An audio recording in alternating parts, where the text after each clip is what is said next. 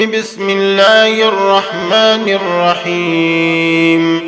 الرحمن علم القرآن، خلق الإنسان، علمه البيان.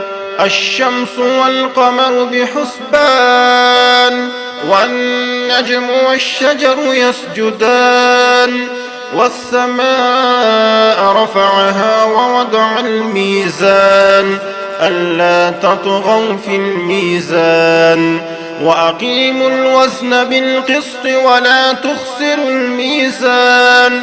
والأرض وضعها للأنام، فيها فاكهة والنخل ذات الأكمام. والحب ذو العصف والريحان، فبأي آلاء ربكما تكذبان. خلق الإنسان من صلصال كالفخار، وخلق الجان من مارج من نار. فبأي آلاء ربكما تكذبان. رب المشرقين ورب المغربين، فبأي آلاء ربكما تكذبان. مرج البحرين يلتقيان، بينهما برزخ لا يبغيان. فبأي آلاء ربكما تكذبان.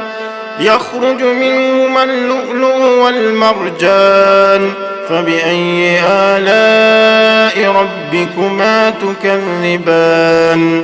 وله الجوار المنشآت في البحر كالأعلام، فبأي آلاء ربكما تكذبان.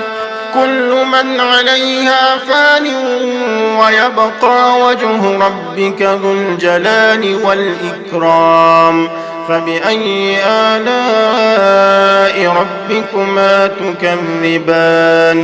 يسأله من في السماوات والأرض كل يوم هو في شأن.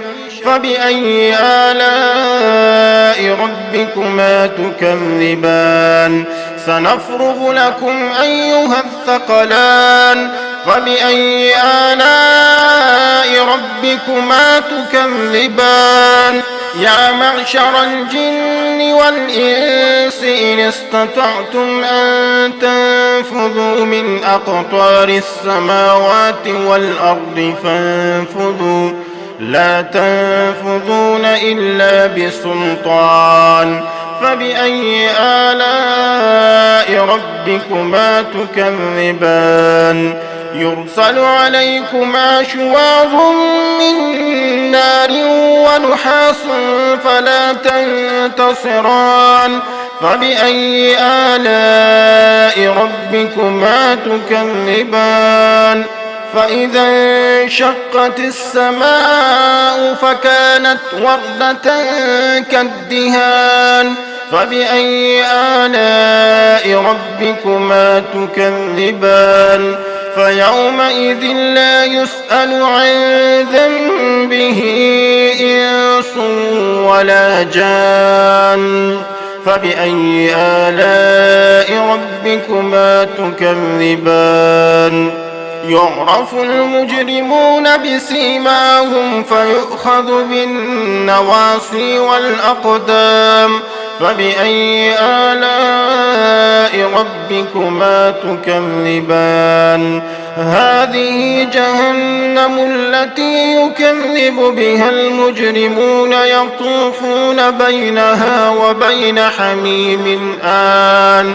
فبأي آلاء ربكما تكذبان. ولمن خاف مقام ربه جنتان. فبأي آلاء ربكما تكذبان. ذواتا أفنان. فبأي آلاء ربكما تكذبان. فيهما عينان تجريان فبأي آلاء ربكما تكذبان فيهما من كل فاكهة زوجان فبأي آلاء ربكما تكذبان متكئين على فرش بطائنها من استبرق وجنى الجنتين دان فبأي آلاء ربكما تكذبان فيهن قاصرات الطرف لم يطمثهن إنس قبلهم ولا جان فبأي آلاء ربكما تكذبان كأنهن الياقوت والمرجان فبأي آلاء ربكما تكذبان هل جزاء الإحسان إلا الإحسان فبأي آلاء ربكما تكذبان ومن دونهما جنتان فبأي آلاء ربكما تكذبان مدهامتان فبأي آلاء ربكما تكذبان فيهما عينان نضاختان فبأي آلاء ربكما تكذبان فيهما فاكهة ونخل ورمان فبأي آلاء ربكما تكذبان